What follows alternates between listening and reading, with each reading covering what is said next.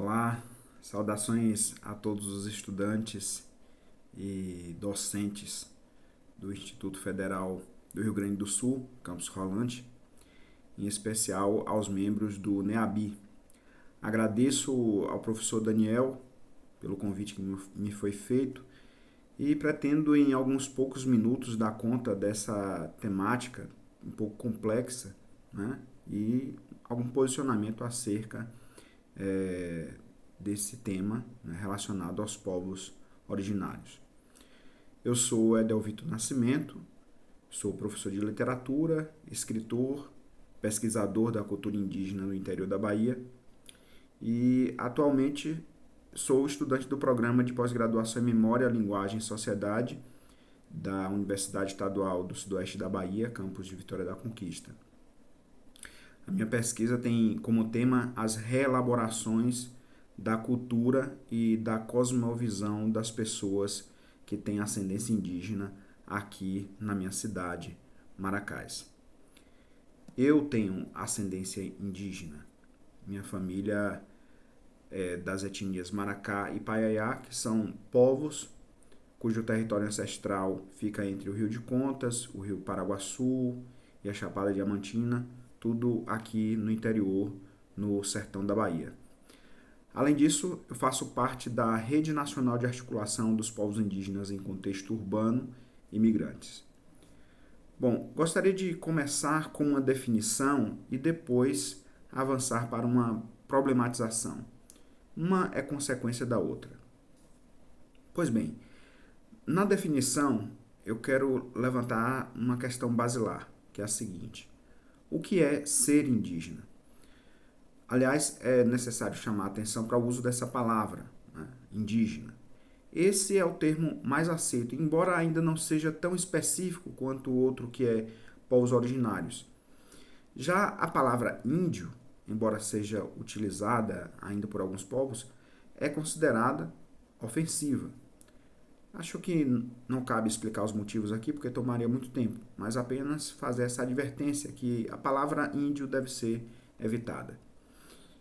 Pensando, então, em indígenas como povos originários, no sentido mais amplo, poderíamos dizer que há indígenas no mundo todo, em todos os continentes, indígenas de todas as formas, de todas as culturas, de todas as cores.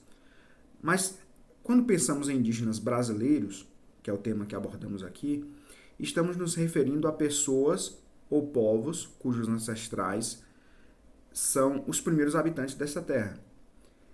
Essas pessoas podem ter maior ou menor grau de miscigenação, porque a ideia de que só é indígena se for puro biologicamente é uma ideia absurda. Essas pessoas podem viver em aldeias ou não. Podem praticar rituais ancestrais ou podem, por exemplo, professar a fé em uma religião cristã, né? Podem viver em cidades, ter qualquer tipo de profissão, etc.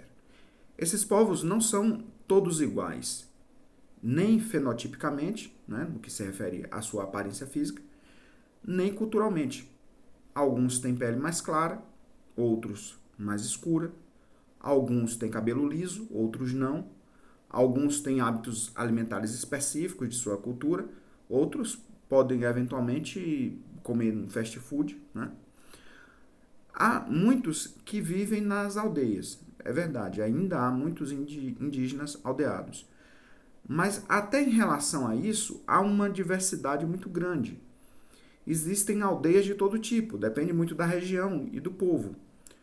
Algumas dessas aldeias são mais próximas dos modos tradicionais de edificação e organização, com cabanas feitas de palha ou de outros materiais. Mas outras já são como pequenos vilarejos, com casa de alvenaria, luz elétrica, saneamento básico, internet, tem posto de saúde, escola, transporte regular. Como pequenas cidades, né? Talvez um pouco mais rudimentares. Mas muitos indígenas nunca sequer pisaram numa aldeia. E nunca usaram um cocá, um penacho, ou andaram pelados. É o meu caso. Na verdade, 70% dos indígenas atuais vivem em cidades, pequenas ou grandes. Essas pessoas estudam em escolas convencionais, usam sistema de saúde convencional, usam jeans, usam tênis, celular, automóvel, né? Tem várias profissões, são médicos, engenheiros, advogados, professores, escritores, motoristas, pedreiros, né? Encanadores, músicos, artesãos, atrizes, atores. Na verdade, lamentavelmente, boa parte, por conta do racismo estrutural, está vivendo mais nas periferias e no subemprego e na miséria. É necessário que se diga isso. As oportunidades para os indígenas não são iguais às oferecidas aos brancos. Tirando esse fato, os indígenas são pessoas comuns. Entre vocês que me assistem agora, pode haver um indígena e ninguém percebe. Isso nos leva a um segundo ponto da minha fala, a questão que eu disse que ia levantar.